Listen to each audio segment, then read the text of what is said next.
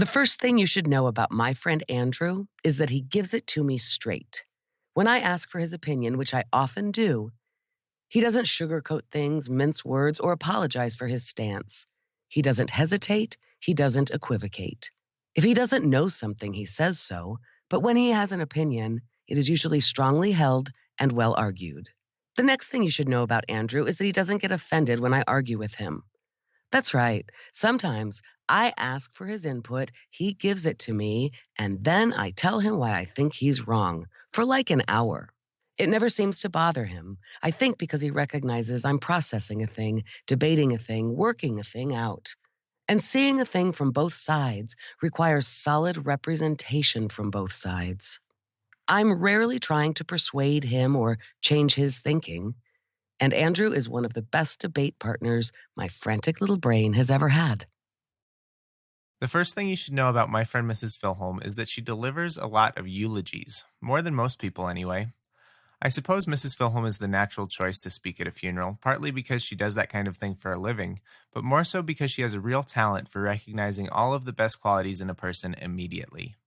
I consider myself to be a good judge of character, but in the opposite way. I have a knack for seeing red flags and shortcomings, whereas Mrs. Filholm can't help but see the good things. The next thing you should know is that Mrs. Filholm's rosy outlook on people has certain implications. She's quick to make friends, quick to trust, but also devastated if things turn out to be not what they seemed.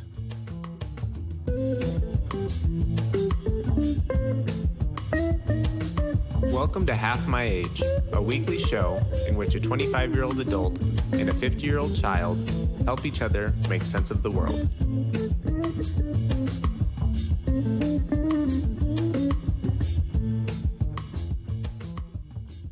Yeah, right. It's true. I just got accused. Well, I am often kind of accused by the other comics like, God, Lisa, why? Yeah, you're always seeing the good stuff. And it's kind of annoying to them, really. Why are you so damn positive? I think they find it kind of suspect. I got nothing this week. Last week, I had like 100 things. I had taken notes all week.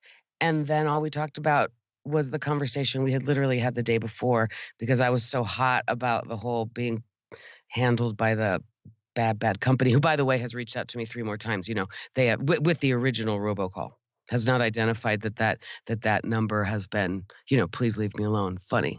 Well, we've got a few things that we can talk about. All right. The reason I wrote the first part of my cold open was for 2 reasons. One was that experience you were talking about that we talked about last week, which was, you're quick to trust. Yeah. Right. And then devastated when things don't turn out to be what they seem.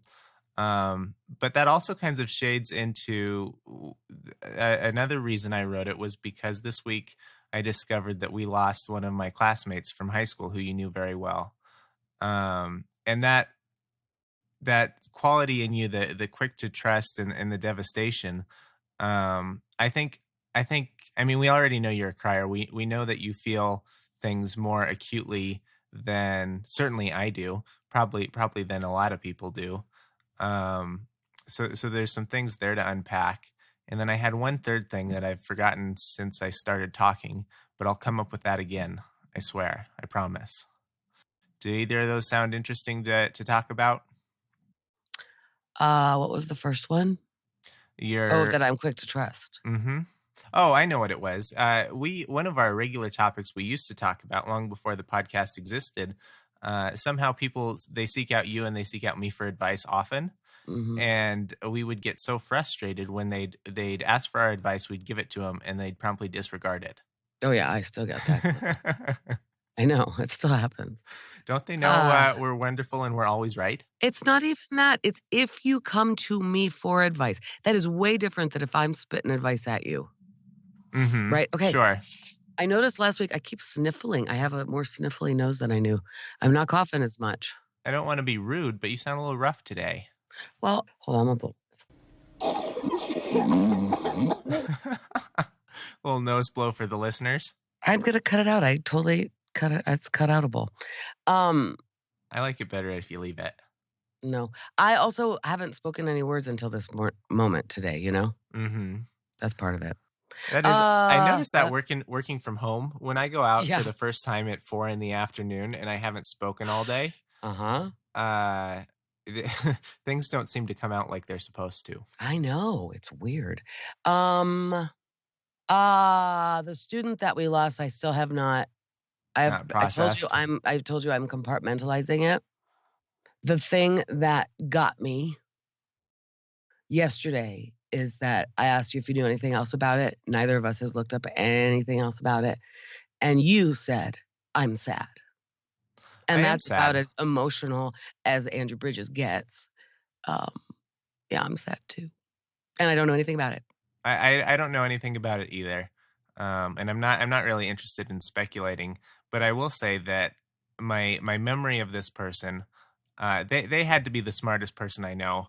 I know. We had, I mean, in our class it was full of brainiacs. We had more people go to Ivy League universities than I think any other class before us, and this person went to one. Excuse me, this person went to one, and was never involved. I was a co-valedictorian with another guy, and this other guy and we were kind of interested in letting the world know how smart we were. But the person we lost was never about that.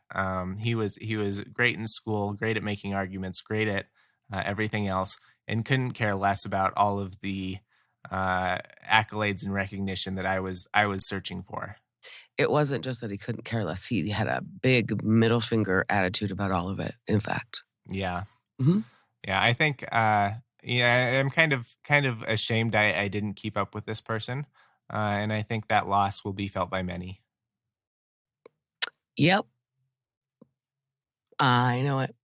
Um, yeah, phew. Yeah, I don't know. I don't know what to say about it.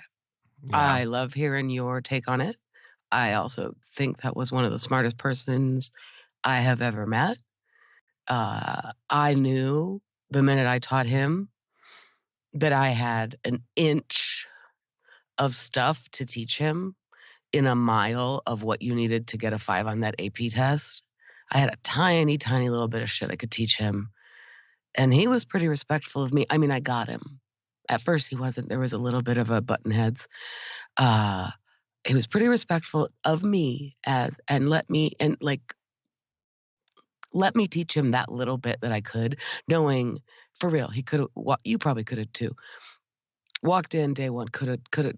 Yeah, so smart, so much smarter than all of us. And in my mind, he had a very truculent attitude about the world, as you say. The hills he used to die on. He was so smart. I think he got away with everything all the time, to his own detriment. He was always getting away with shit, to tell you the truth. And oh, I don't know, Andrew, what to say about it without being, I don't know. Well, there's an aspect within me that I've had people my age die before. And they, in general, I mean, we knew in high school that they were really struggling and really having trouble. And that showed in, um, they wouldn't come to class. They looked like I mean, they probably were on drugs, and it showed.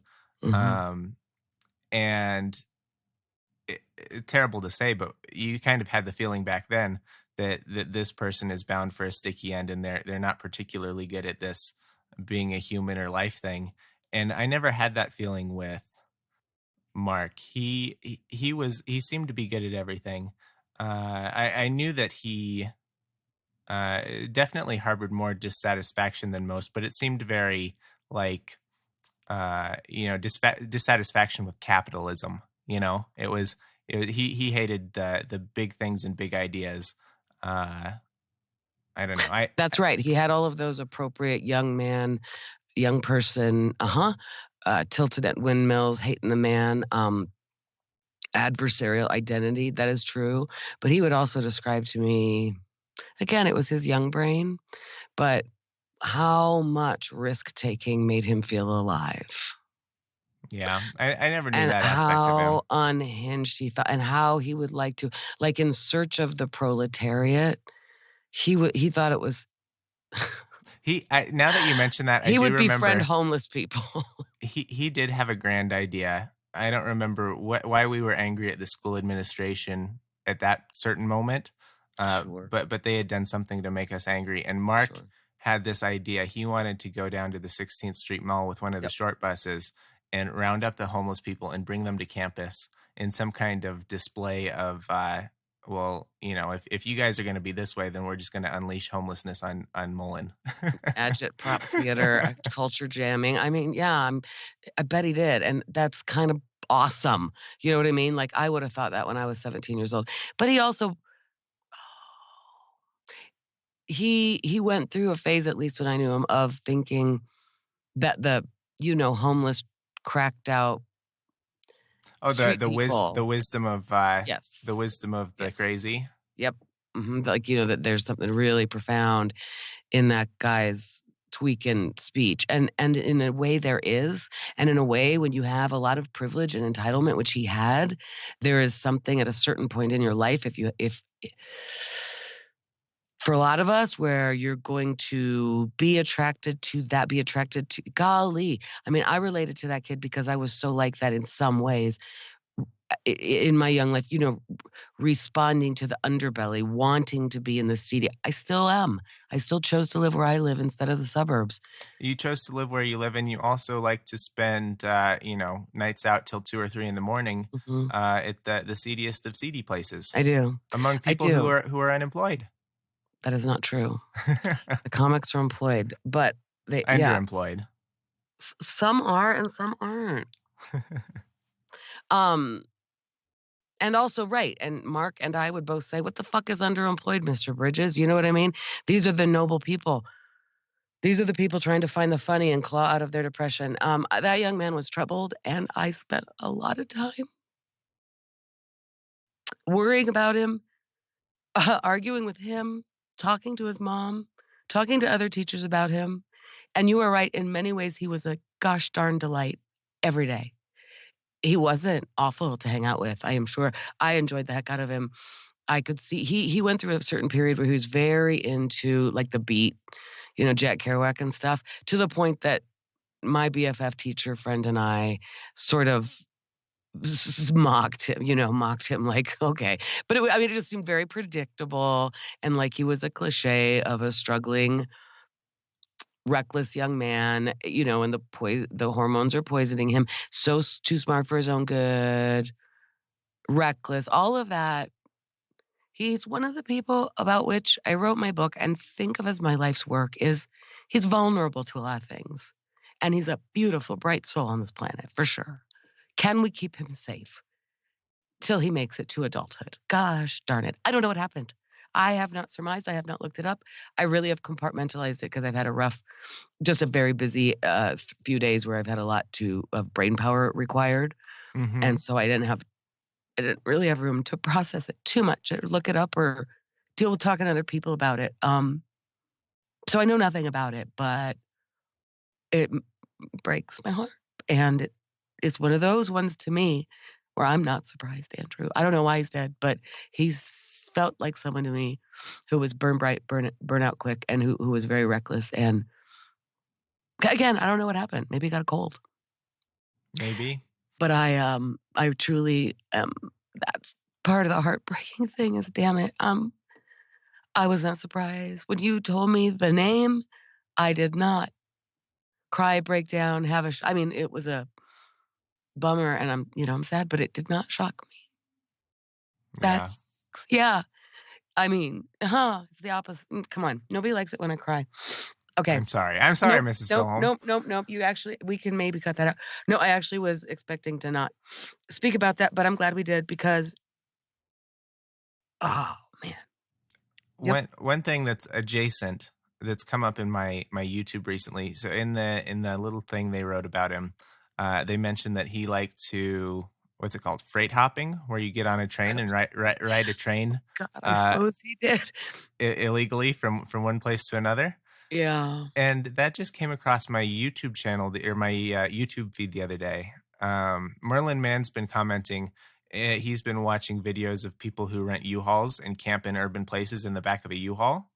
And I've seen those same videos. I think that probably because I listen to his stuff and I search things based on Right. what he's talking about, that he and I Yep. are probably getting very similar feeds. But Nice. the next step in that YouTube rabbit hole, he says that when you get into something, YouTube's going to continue to show you progressively more and more extreme versions of that thing you're Sure. looking at. Yep. And so there's this guy in Russia. It's just a lone, probably, 25, 26 year old guy, probably my age. And he makes videos of freight hopping. And he's going through all of these train yards Uh-huh. among like crates of coal or whatever, or cars full of coal. And he's like, okay, so here's the thing. I know there's a camera coming up that's looking in all these bins, so I've got to hide. And it's kind of funny that this came up in the article because I've just been watching endless hours of people freight hopping. Nothing about that surprises me. That you have been watching endless hours of freight hopping, that a millennium is out there with a frickin' cell phone documenting it and giving you tips for it, that the friend of yours who just died does it. None of it surprises me, and it all fits neatly into my argument, which was he was almost a cliche of himself. Train hopping for young men. Oh my God, since the beginning of trains, right? Well, I heard about it when I was a child, but it was always followed by joining the circus, right? He jumped Or on a right. train and joined the circus. Or like hobos and yeah, but I know, but I it's a didn't know it was a thing. real thing. John Roderick did it. I guess so. This is all new to me, right? I thought everyone else was joking. I thought it was a metaphor. Well, no, I think the truth is right. There's always been a certain segment. It used to be. I mean, I don't know. Obviously, the kind of hobo thing that you know what I mean, like that kind of tramps on a train back in the Depression eras. You know what I'm saying? Like Hmm. that is kind of that Depression era trope. But I think it has never not been true. I would think that, well, golly, your YouTube feed should certainly be showing it to you. I should think that in every generation, there is a certain segment of the population. Right now, it is entitled "White Kids with Cell Phones Who Are Documenting It," like, you know, um, which I don't even know why that sounds like I'm disparaging it. I don't care. God bless you. Ride the trains, make a YouTube channel about it. Fantastic. Really, live off the grid. Especially in your 20s, I understand how appealing that is. Yeah, I really do. I understood it for so long. Yeah. Anyway, yep, young and probably even older people, but young people doing train hopping. I told you this is a guy who liked to live on the edge and would describe to me the scariness of it. He knew it was scary. I remember him telling me that. He knew it was scary how much he craved the adrenaline, like how much he would put himself at physical risk because he was a climber. You know, of course, where we had these conversations. Hmm. Pottery room. That's a great place to get to know a young man or woman, in the Yeah, I pottery mean, it room. certainly wasn't in the English class, and it wasn't like I was going out for coffee with this kid. I was just like, "How come I know all this about him? You know, why, where?" And oh yeah, he would come and throw pots with me at lunch and stuff. Boy, that's a bummer. It is a bummer. It's a shame. Do you want to talk about any of the job related stuff you've been working on over the last week?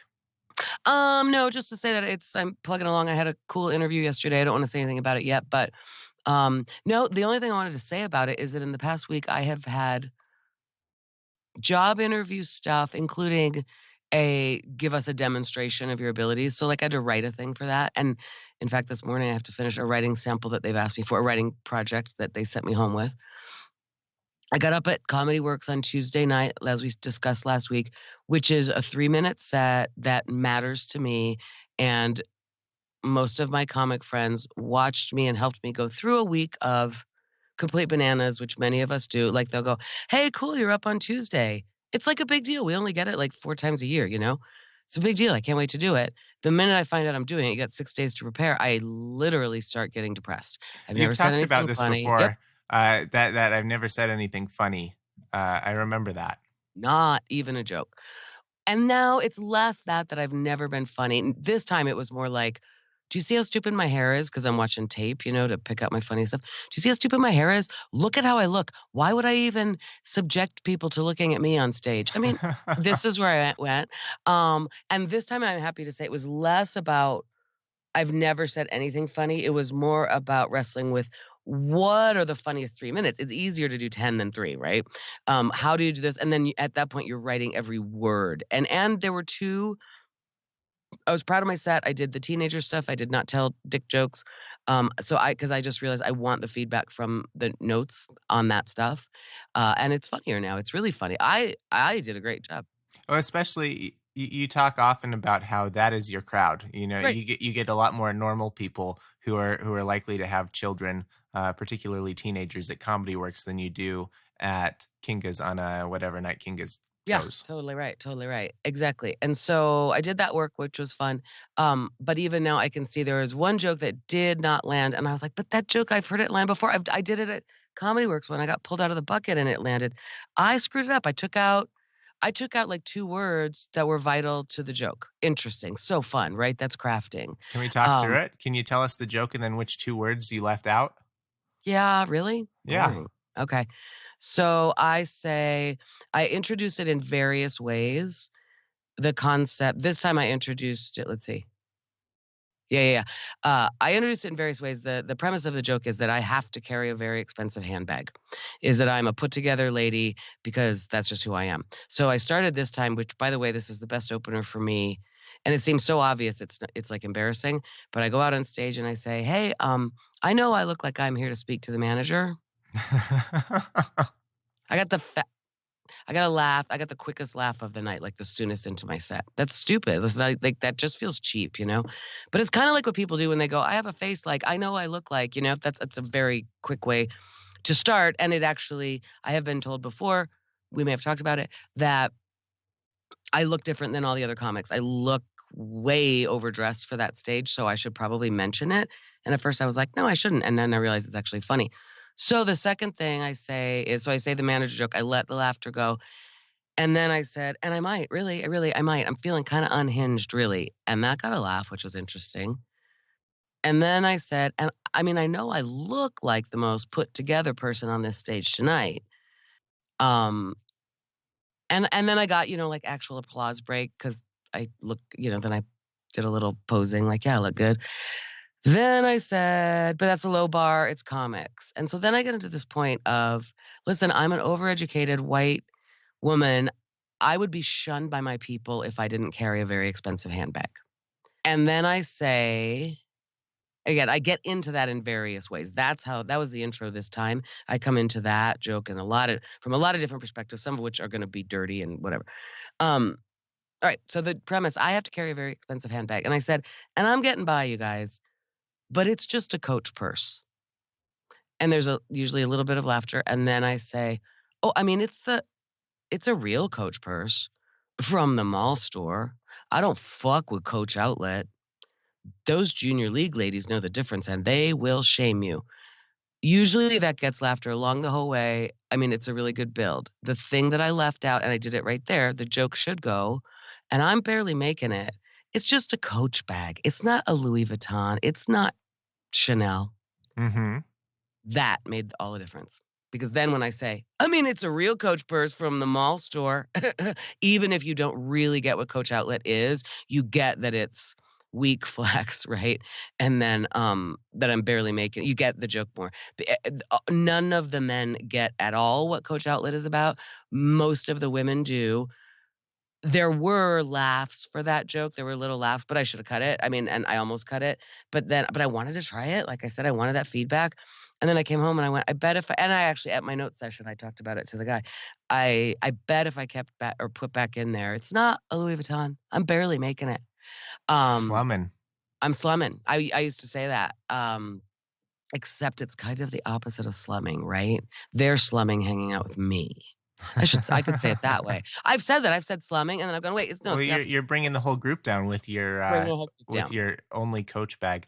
And that would be fine to say. Even that, I was in the exercise for 3 minutes of taking out all unnecessary words. Mm-hmm. And just like, and as I practiced, I was like, just get to it. Just get to the point about the coach. Quit equivocating. Quit. That is a congruency thing, contiguousness that is needed. Interesting. I still think the joke can work. I don't regret trying it. It wasn't the funniest part of my set, but it was okay. And then there was one other place. Well, I've heard that joke before, and you Yeah. do. I must have been there when you were doing it particularly well because I remember it Mhm. being funny. I Right? remember other people thinking it's funny as well. And there's something about that juxtaposition, I suppose, of I'm slumming it with this designer handbag, right? I mean that is inherently funny. Exactly right. And there's also something inherently funny, I think, wordplay funny about me after explaining to you I would be shunned and I'm this. And I mean, I'm Karen, I'm speak to the manager, fancy lady. When I say I don't fug with Coach Outlet, that's pretty funny because it's a little bit ghetto, right? Gangster way to say it. And that is funny too. And like the indignity of like, ew, gross. I know. I've seen young men laugh at it too before. Anyway, so I think I wrecked it by not explaining it a little bit, and that it was such a cool that's such a cool exercise. It's like a poem because, okay, it had too many words. Cut it down. I mean, you can always cut things down, right? Cut Right? it, It cut it, is cut an it, cut it. exercise. You want it to get to its barest bones, and then it was like, "Oh, I missed one link in that chain and broke it." When I wrote my book, Mama Bear, I gave it to my editor, Jess, who was wonderful, and it was the same thing. I had cut down and trimmed down. I was worried about being repetitive. I was also aware that in a book like that, you must be repetitive to a point because that is the only way people get things. If you have a main point, you have to keep drilling it and drilling it. But I was worried about being repetitive. I mean, annoyingly repetitive, whatever. And at a certain point, she took the whole manuscript and she came back and said, I don't get what the mama bear thing is about. And I got defensive, like I do, as I explained in my cold open, that if even when I ask for your opinion, I sometimes might argue right back at you. Um, I had taken stuff out in the sake of being right, of trimming, trimming, trimming, cut, cut, cut, always assume it can be cut a third more. I had literally taken out some of the links in the chain that I had to put back in. It was so funny because I went and looked at it and went, oh my gosh. Like right up front, the explanation of the premise of why I say beyond Mama Bear and who I mean by Mama Bear, missing, now missing. Isn't that cool? I mean, it's so cool to go, well, I did a good job of trimming. I trimmed that bush so much that now it's just a little stump. But then you get, that's a terrible metaphor because it cannot then I get to go and reattach some branches. Nope. Grafting. Well, what was that episode of Omnibus? Oh yeah, coppicing. Yeah, coppicing. Like you can do that. I can go back. Anyway, never mind. It's a fun writing exercise. There was one other thing. It Oh is fun. yeah. I spend a lot of time writing emails that way. Oh sure. In a way that I never did when I was in school. When I was in school and I had to write a paper, I'd write the whole paper and I'd say "F it" and I'd hit the save button and turn it in, which is poor practice. And now when I write an email, I word vomit all over the page. I try to get everything out there, and then I take 5, sometimes even 10 minutes, trimming and rewording and stripping. Trying to get it down to the shortest, most concise sentences. Because every time I listen to this podcast, I hear myself, like you said, equivocating, throwing in unnecessary conditional clauses and that sort of thing.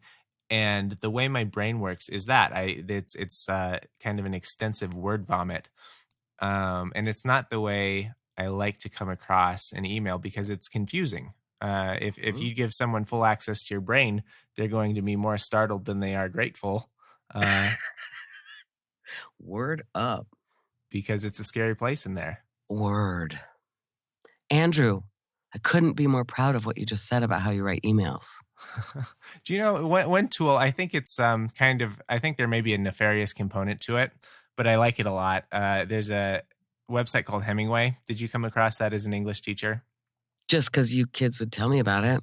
Yeah, and I basically call bullshit on Hemingway, but I'm gonna look it up. I don't. You and I have discussed this, but not on the air. hmm basically, what it does is you paste your text into there, and it highlights long sentences and things that it considers that could be hard to read. And I'm sure there are, it's not smart. It's not actually doing any thinking or whatever. It's got some some rules programmed into it that say, if your sentence has words with this many syllables or whatever, it starts to run on and it's no longer a good sentence. So it highlights things in, like green, yellow, and red or something like that to tell you which sentences it thinks need some work. It tells you I love it. Okay, now I love this website.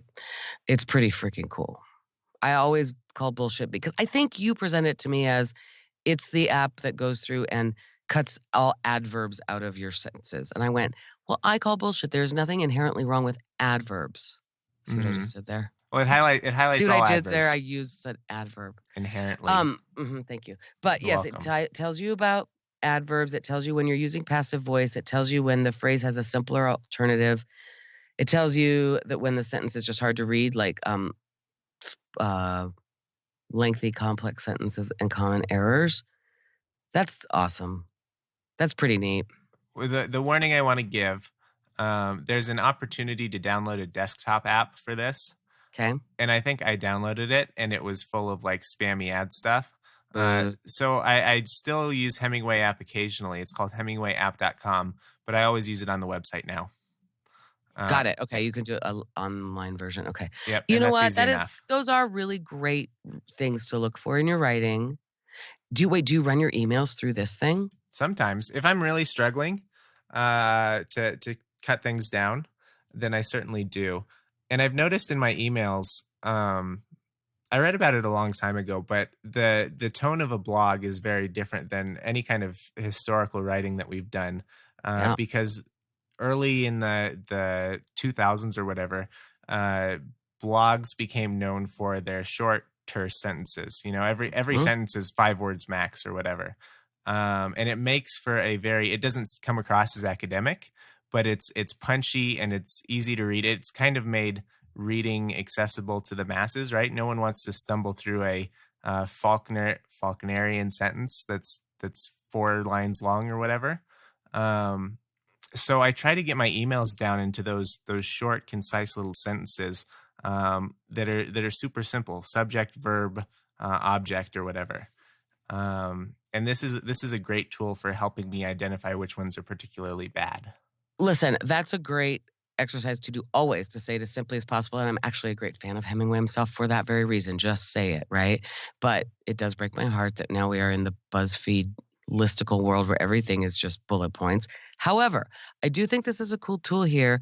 What I think is interesting about it, and I was about to sort of mock it or mock you, but it doesn't matter how people get there. What I am surprised by is that you need this, because when I look at what it's doing, just do that for your own writing. That's what I do also when I go back and rewrite something. I also vomit my stuff out. Then you go back and cut it and look and edit, and editing is the genius of writing. Yep. It's just funny. These are the things when I'm editing somebody else's writing, which I've done quite a lot. These are the things, you know what I mean, that you're looking for quite naturally. So it's just funny to me that running it through an app, but I guess, the app's not going to tell you what you don't already know. You know that's an adverb. Right. I know it's an adverb, but it's highly visual with the highlighting. It really directs your attention, right? So there's 3 different levels, like I was talking about, of sentence complexity. So if it's a purple, it's not really a big problem. It says phrase has simpler alternative. If it's a yellow, it says these sentences may be hard to read. And then red is like, you got to address this. These sentences are very hard to read. Right. So it's a good way of identifying where you ought to be spending your time. Hey, to tell you the truth, if you can't do it for yourself, which I know you can, this might be just a time saver and, like you said, a visual way. But also, now that I'm thinking about it, I wish, for example, on dating apps or texting with me, that certain people would put their thing through this. Do you know what I mean? Because you get some sentences from people sometimes where you go, that literally doesn't make sense. So now I don't know if you're just stupid or you didn't take the time to proofread or what it is. But yeah, now that I think about it, I wish a lot of people would use this tool. Yeah. Just in communication with me on the reg. That'd be handy, wouldn't it? It would Hey, be. listen, one of my sons and my ex-husband, I heard both of their sides of a story of a conversation that they had where they got so frustrated with each other, and it was over something not being understood, and so then instead of just like getting to the heart of the matter, which was in fact I think you're disrespecting me, child of mine, and, I think you're being a this to me, dad of mine, whatever it was. Like, they both described this conversation to me where they were arguing about how something worked, and it was a technical sort of banking between France and the United States that, whatever. I mean, there was some technical stuff to be understood. My point was if they had run their argument even metaphorically through the Hemingway app, probably would have been better for them. I have a feeling that those were two people talking sentences that were too complex and et cetera to be effective communication. Now, Hmm. you mentioned that a minute ago that when we talk on this program, listen, I just do it all the time. I was gonna say to you, could you help me try to remember to end my sentences, complete my sentences? Because I have noticed even in real life, one of the measures of my correct brain and all the things I'm doing is that I don't finish my sentences. But that's kind of spoken language is different than written every time. So I'm glad you're taking the care to craft your emails in the way that communication deserves, but you gotta let yourself off the hook for not doing that when you're having a casual conversation. Well, it's a process, Yeah. and they say, I don't know if it's true, but they say, see, there's another thing I just did. I just interrupted this story with this whole little thing to add in totally superfluous Well, that's what's text. fun about it, Andrew. But anyways, they say that your language and communication part of your brain doesn't fully develop until you're well into middle age. So right, you're just you're Nice. just you're just coming into your full communicative capabilities, I would Really? imagine. I Hmm, think I so. didn't know that. That's kind of interesting. Well, back to what I was saying is that this week I've had job interview stuff to prepare for, 3 minutes of comedy works to prepare for. I had an audition for a show that I was accepted to. I can talk about it now. It's called Listen to Your Mother, and it's a show April 23rd, I think, in Denver at the Oriental Theater, and it's moms. It's in honor of Mother's Day, and so it's moms doing 5-minute pieces about motherhood. So, I mean, I have the content, right? But I still had to write the 5-minute piece and prepare for it and do that. I had my show on Friday night that I host. I have just felt like I have had so many deadlines and, like, things on the horizon, things that to prepare for that require the same space in my head, Mhm. which lucky for me, you've just explained that that place does feel like pretty fertile ground. I've managed to do it all, and I have a writing assignment to finish today, like I said, for a job. I know I'm gonna get it done. I know it'll be fine. So I've managed to do a good job on all of these things, but with the addition of applying to a jobby job as a sort of creative person, I just am aware of like crafting a resume is the same space as writing a joke.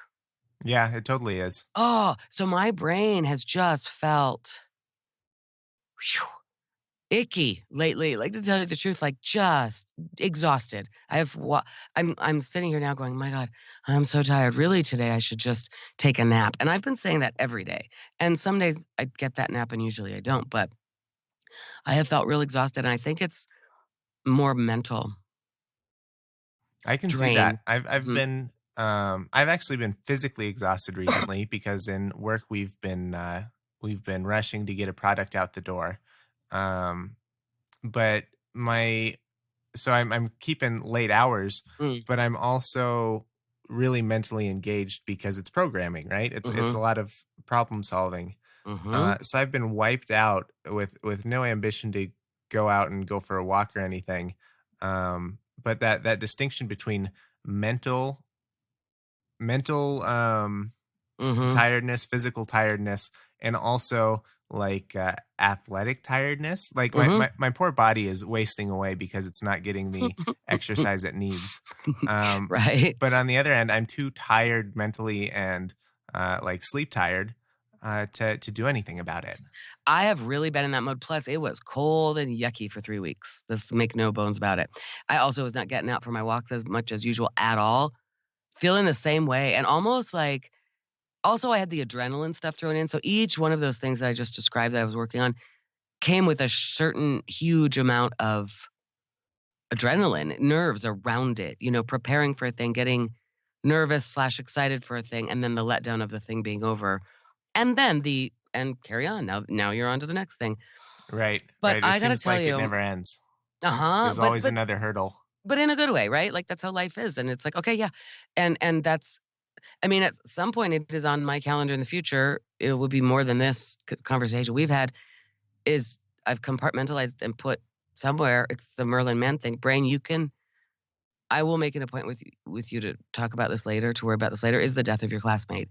That's on my horizon. You know what I mean? There's stuff I got to deal with, and there's other like real life things. But my point about it was that on Monday I was feeling so horrible in my head, just ugly on the inside. I mean, and stressed out, like Getting ready for sickened, this show on Tuesday, I or guess, and all of it, and the job interview, and then sort of being mad at my brain. Like I said, I was doing a lot of brain. You can think about that at 2:00 in the afternoon right now, and I was doing a good job of that. Like, I would have an idea about my job interview presentation that I should write down while I was writing a different thing, and it was I was just kind of mad at myself, and I would go, "Okay, you're gonna work on your comedy now, then you're gonna work on the job thing later, and it's fine. You're prioritizing, you're compartmentalizing." And yes, I was feeling anxious and nervous about Comedy Works, which is stupid because it's all I wanna do.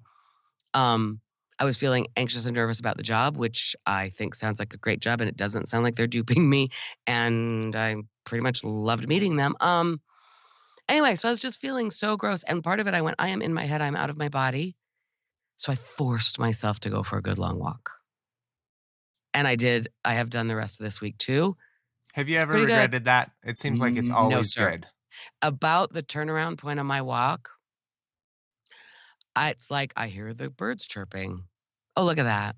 I got out of my head. It's nope, I've never regretted it. And that's the funny thing, to the point that I know that about myself.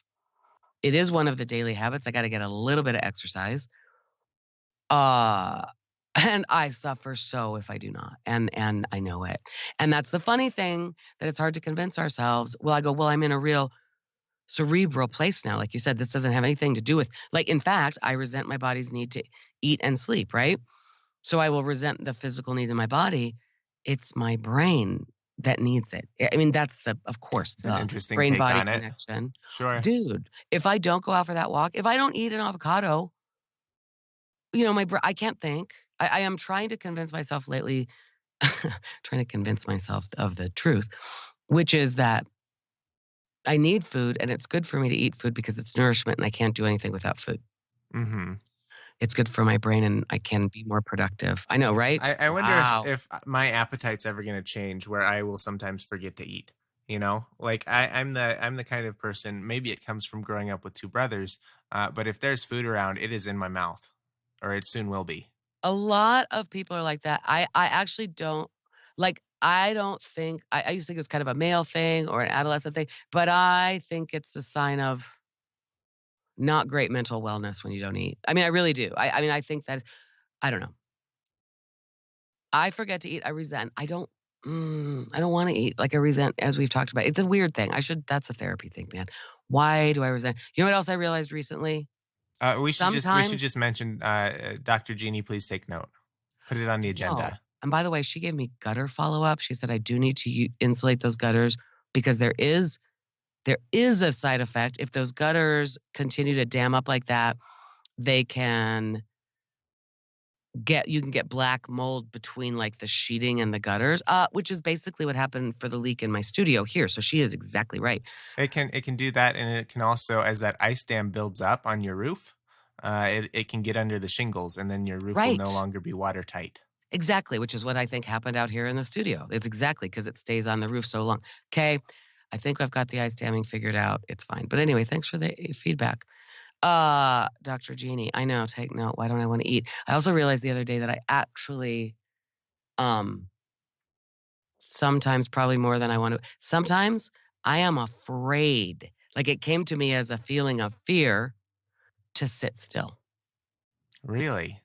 Yeah.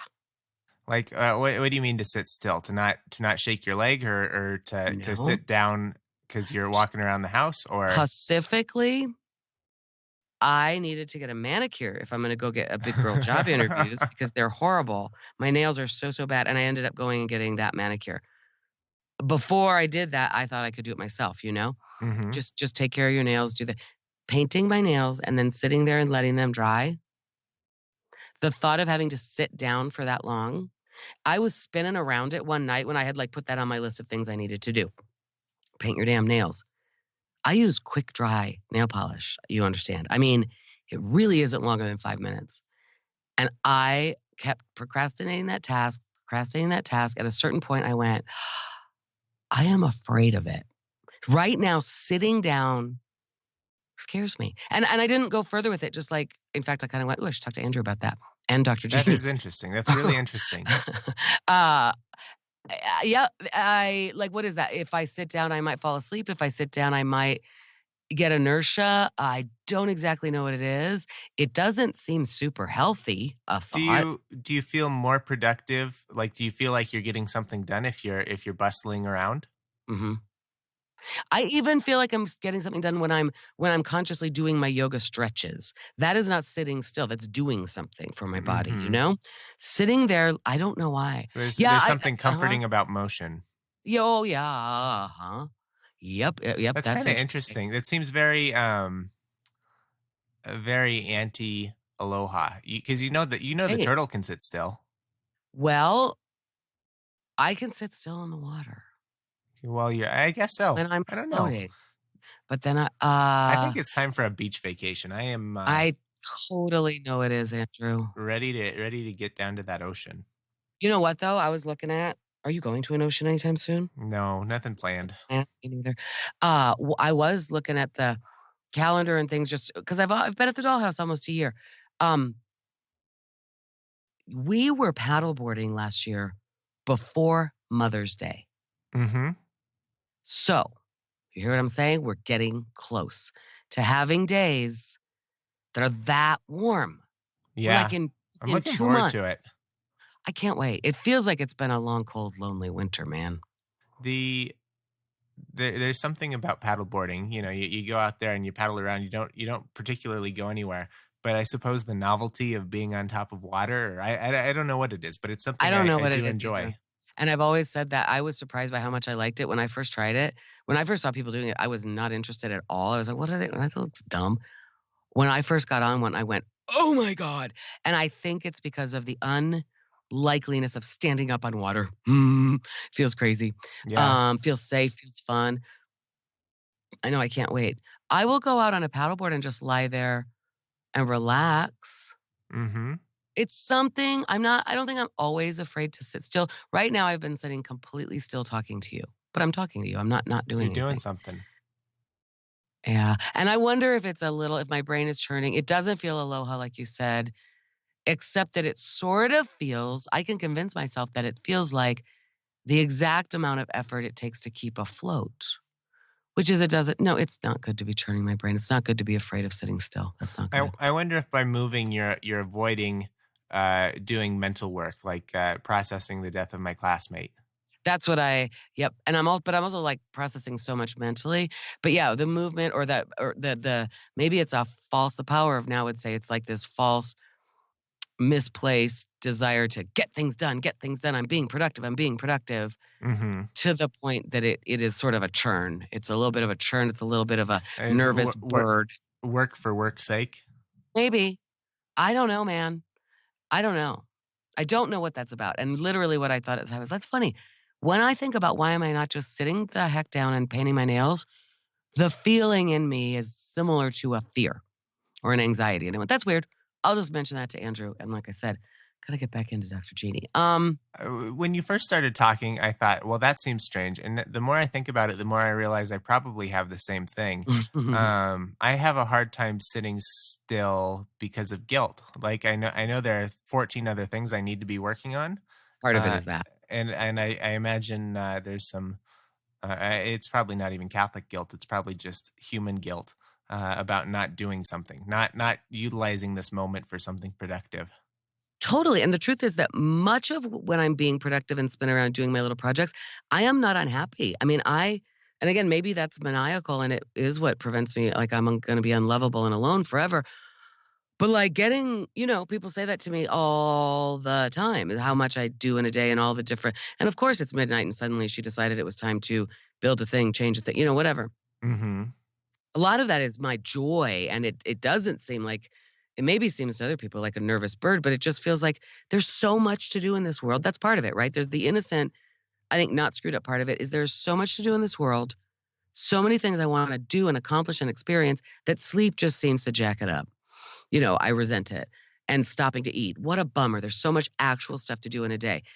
Little bit different than being afraid of sitting down because, yes, that guilt of, okay, maybe it's the same. The guilt of sitting down in a chair to just read a book or take a nap or indulge myself. Yes, I feel guilt there where it's like, have you seen the state of my kitchen counter? It's not clean. So I don't deserve, and I don't have that job yet, right? I don't deserve to take a time. I don't know. There's something there Yeah. that I think is right. It's a little guilt. I think I feel that guilt partly because Merlin Mann has a saying, and I don't remember the saying, but it's something to the effect of, you gotta work when you've got the inspiration. Mm-hmm. And as someone who that guilt feels like inspiration, right? If I have a desire Mm-hmm. to be at my desk, I really need to, because I may not have that desire in 20 minutes or a half hour or Yeah, 2 hours. that's true. Who So cares what propels you there? you've got to make the most of it while it's here. Sure. Sure. Oh, hey, I learned a thing yesterday. What'd you learn? I took my laptop. I just thought of this because I was looking at my dongle. Took my laptop to make this presentation. Brought my bag very subtly, just brought all the dongles. Mm-hmm. Turns out that was a good thing because we did need it. Turns out they couldn't make it work with their interface. Lucky I had it on a flash drive. I had, you just do that. Sure. So they took the flash drive and used it on their. That's very good of you, by the way. It's very, very prepared. Very That is a Boy teacher Scout. thing. Yeah, that's a teacher thing, especially when you're making a presentation. You take it in a 3. I think I also had it saved in the Clued.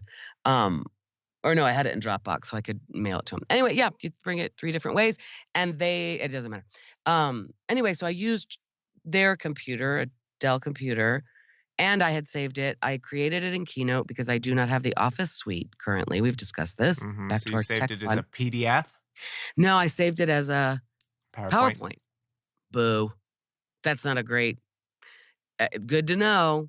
My slides were not. I spent a lot of time making pretty slides, Mm-hmm. and there were certain janky elements of it, like boxes, and overlapping text kind of thing, Right. or a little. I made a little graphic component there, so it's infographical, and the little graphic part is missing. That It's like you're sucks. messing me up. But it was good to know. And I said in the middle of the thing, I said, that's what has happened here. And these are people who present for a living and stuff. And we're like, yeah, makes sense. Didn't matter. The PowerPoint was gravy, right? It wasn't germane to my argument, but it was interesting. I learned that thing. So just heads up, everybody, that happens. Pro tip: you should do the PDF, Really? because it's trying, when you do it to PowerPoint, it's trying to translate all of those shapes and things. Sure. And when you do it to PDF, basically it's saying, what would this These look are, like yeah, if I printed it? sure. That's exactly right with PDF. And then a PDF will play on PowerPoint. You just open it up in whatever their PDF Oh, viewer is. right. Just sure. So It'll it's just, and then just, and Acrobat it will or really, and it'll act Preview. interesting. Okay. Well, but like I had cool transitions in there. You're going to lose those. Okay. Because that was kind of important is I had I bet it would still translate. It wasn't that fancy. I just made use of the cool feature in Keynote called Magic whatever, where, you make a page with several elements and then like you They build show it up as you one go. by one. Yeah, it's cool. That's fun. My favorite thing about Keynote is the Anvil transition or whatever, where it's a blank slide and then it drops in and then there's a little cloud of dust where your words fell. Yeah, I know. I remember when in the Apple Keynote, Steve Jobs used the Anvil transition or whatever, and it was so cool. So there's one of those transitions in almost every Keynote presentation I've ever built for school. Oh, that's funny. That's cute. I mean, those transitions are exactly what school kids. Oh my gosh, how fun! I mean, it's just fun, and it gets so crazy because you can overuse them. Anyway, I just wanted to give you that little piece of tech advice. So the PDF is the way to go, but I lose transitions. Well, the way to go would probably have to held out for another minute. They had an IT guy come to ask why. I mean, it looked like my screen. It looked like it was reading my screen. It was just not finding my screen. Might have been something on my end, but I went in and tried to, couldn't figure it out on my displays. That That would have been preferable, is to just use Use mine. your computer, yeah. Mm-hmm. But, or no, I couldn't really check it in PowerPoint. I don't know if I could. Yeah, I could. It'll still play a PowerPoint for me. Doesn't matter. Anyway, that's my little boring tech thing. That's all I have, Andrew, on That's that. all you have. Really, probably. Well, I don't know how long we've actually been recording because we had a very slow start today. Yeah? Right now we're at an hour and 5 Oh, minutes. that's right. We had to wait for Grandpa. We had to wait for Grandpa. We had all kinds of stuff going on. Yeah. We need some little odds and sods just to All right. sprinkle in. Well, like I said, last week I came in with so many things I wanted to talk to, and I ended up just talking about that one dumb thing. Well, what do you want to talk about? I don't know. Well, I'm sure we'll hang up and it'll come to me. Card trick. Taught a card trick. Yeah, do you want to talk about the card trick at all? No, I don't want to talk about that job interview yet. I'm just going to try to not be devastated if I don't get it, like you mentioned in your open show notes. Nope. That is something you do though, right? I mean, yep. You meet someone, they're the greatest, and then they ghost you, or they let you down in some way. And I think my general outlook on people is, they're people and people suck. And your general outlook, you go in with the assumption that they're great and perfect. So when someone ghosts me or lets me down, for me it's like, well, I saw that one coming. And for you, it's like, how could they? They were so great. Well, that makes me sound a little more naive than I think I am. I do not think I think everybody's great. I think I have lived enough places in the world and been the new kid enough. I do think this was part of my growing up, that you learn there are great people everywhere. I think I know that there are shitty people everywhere. I do not love everyone. I am also intimidated by a lot of people. You know what I mean? I don't just go up like a freaking fool like a Shakespearean fool, like right? Like I don't have full mental capacity and I'm just friends with everyone. I don't think that's true. I think I don't like everyone. I can be quite mean and snarky, in fact. Right? I mean, you know that. Yeah, but I'm not going to write a cold open about how mean and snarky you are. I'm not talking about the cold open. I'm talking about me as a person. We're discussing. We're breaking it down here, Andrew, is my understanding. Break it down. Breaking it down. I resent the remark that you didn't make the remark. I resent the implication, whether it's from you or not, that I don't have better judgment in people, right? However, it is undeniable. I do.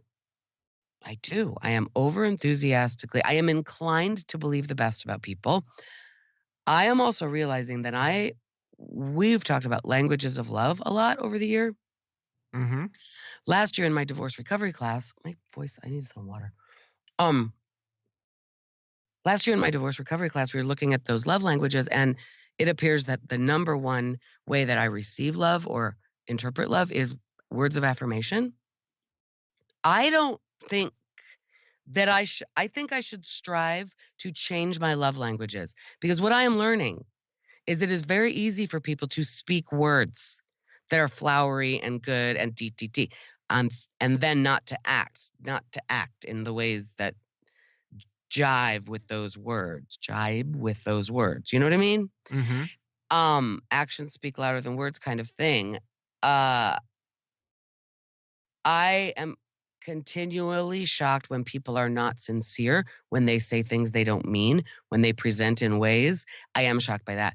And that is where I go, maybe I am too naive, because I kind of can't help most of the time. That's not true. I can help it. I can be a liar. I can hide things from people. But my natural state, if I am in any kind of relationship with you, professional relationship, Lyft driver to Lyft passenger, within the boundaries, I'm not going to share with my Lyft driver anything real personal, but I'm not going to bullshit him either. Sure. You know what I mean? Like I don't go around inventing other. I don't know. I don't quite understand, but it is seeming to me that there are people who will blow a lot of smoke up your ass and tell you how great you are, and then it seems like they don't really believe that, because their actions don't concur. So I maybe am too much like that. Is that I give people the benefit of the doubt. You assume that the things people say are exactly what they mean and how they feel. Mm-hmm. Hmm. And that seems to be a dumb way to get through the world. I'm not sure how to adjust. I'm not sure how to adjust. I'm not sure. I think part of it is I asked a friend of mine from high school once, I was like, why is everybody so flaky? And I was talking about, I was back in the Hinge days when I thought maybe I would try to date. And he said, I don't know, Lisa, I don't know what to tell you. All I can say is be flaky right back. And I hate that. That doesn't seem like a good solution. How does that No, fix anything? right. Well, I'll tell you what it does fix. It keeps me from getting hurt. Eh. Assuming now, like you're saying, assuming that maybe people are like being a little more suspicious and a little more skeptical. Well, you know that famous Luke Skywalker quote that an eye for an eye makes the whole world blind. Yes, Luke Skywalker. I do because I'm a Star Wars expert. I do Mhm. want to follow up on your new podcast. How We did haven't done it yet because George wasn't feeling it. I did hang out with George, but we weren't feeling the podcast. We did other things, Andrew. Oh, bummer. I was We'll kind of get to hoping it. for a pilot episode. We're gonna get to it. We're gonna do it because it's so funny. No, yeah, right. So that I agree with you that being flaky does not solve the issue, but continuing to be earnest, Mrs. Filholm, putting myself out there, assuming the best of everyone, and getting, like you said in your open, kind of surprised by, it always feels like a 2x4 in my face when somebody fails me, somebody I believed in, somebody I invested in, whether that's professional or personal. It's like, so I mean, is it in fact, in my case, probably next time I go, we're looking for work-life balance here. I have been very kicked in the teeth by a job that seemed great and wasn't, turned on me like a bitter ex-lover. It is on me to go in and hold better boundaries. It is on me to go in and honestly, I like to say always be skeptical, never be cynical. That is really what I should strive for more of. Go into something looking maybe for the pain points, right? Looking for where this might, for the weak signals of where this is not right.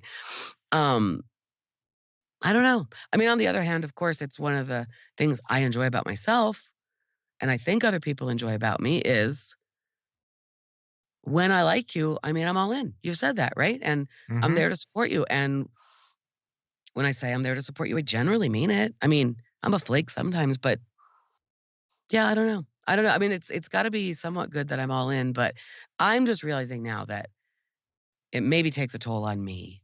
And when you say that's not a way to proceed, it's not. But it's how things are going for me. You and your bride and your brother and his bride, both when you met those people, it was remarkable that this is easy.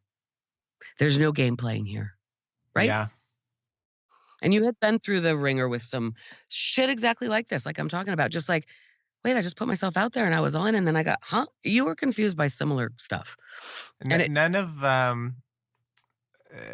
the four of us seemed to be particularly good at or interested in the games of it. It seemed like everyone else, when I was at the University of Denver, their relationships with people were so different than mine, uh, because there's the expectation of you've got to play the games. Oh, if they text you, you've got to wait this long to text I back, and know. there are all these rules that don't make sense to me, and I don't care to understand or know because it doesn't compute. That's not. Okay, thank you, because of course, right, these are all rules that I didn't know about because I have been married for 22 years.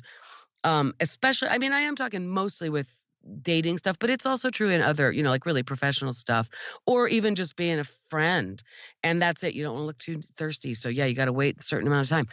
I didn't know there were rules. I have been very interested and surprised to learn that not only are there rules, like there are people who can sort of tell you what the rules are. And I'm going, where'd you learn that? Right. Where's that Um, published? TikTok. Uh, but right. And there are these unaccepted rules of courtship. By the way, this is not new. Look back in the 1800s. If we think there weren't formalized gameplay rules of courtship, there always have been.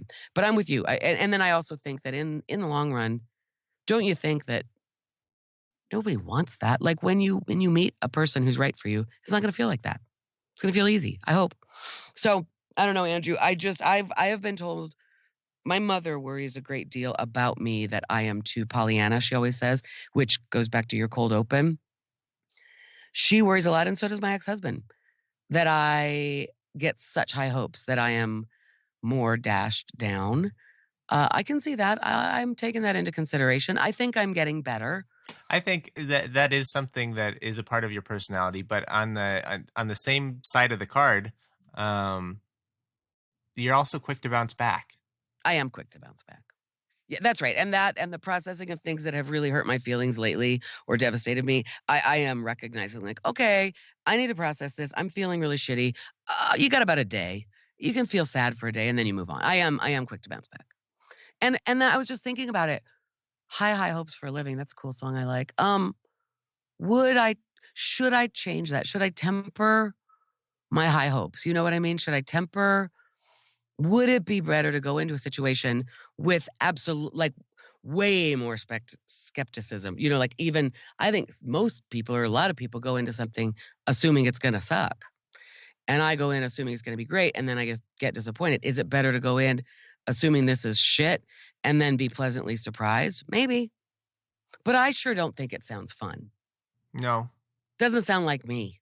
No. And I am not dumb. When I see something wrong with a situation or a product or whatever, right? I'm not Pollyanna. It's not like I am just wholeheartedly positive about things. But when I am positive about things, I'm pretty positive. You really are. I know. You're a believer. Nothing great was ever achieved without enthusiasm. That's an interesting thought. I got to ponder that for a while. I think is that Emerson? That's a real quotation. That's probably Han not Solo. Mark Twain or Han Solo. Mark Twain didn't say everything. I used to attribute all my fake quotations to Gandhi, and I think that last quote that I used actually was a Gandhi, so I had to reach out for someone different. That's funny. Let's see. I got to finish my sentences as the other note of things we should talk about last week. Everything else, what? I don't know. I don't know what all that meant. Yep, there you have it. That's enough. I think so. We've done enough, Andrew, for the world, for each other. Haven't we? Haven't we? In this economy? You know what I'm saying? Who would listen? Okay, well, now you can get out of the closet. I hope you have a wonderful rest of your day. You too.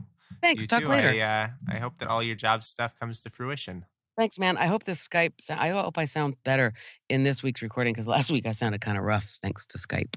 Yeah, I've been watching your levels and I think we're going to be okay, but I'll send you the files quick. Also, huge improvement. I hope. I think I figured out there has always been this. Mm-hmm.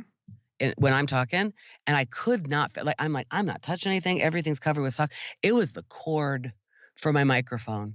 Oh, sure. I think that was it. And so now I have it tied up, and I actually think that might be gone today, and I will be happy about that. And so will all of our viewers at home. One thing I'll mention, this is after show now.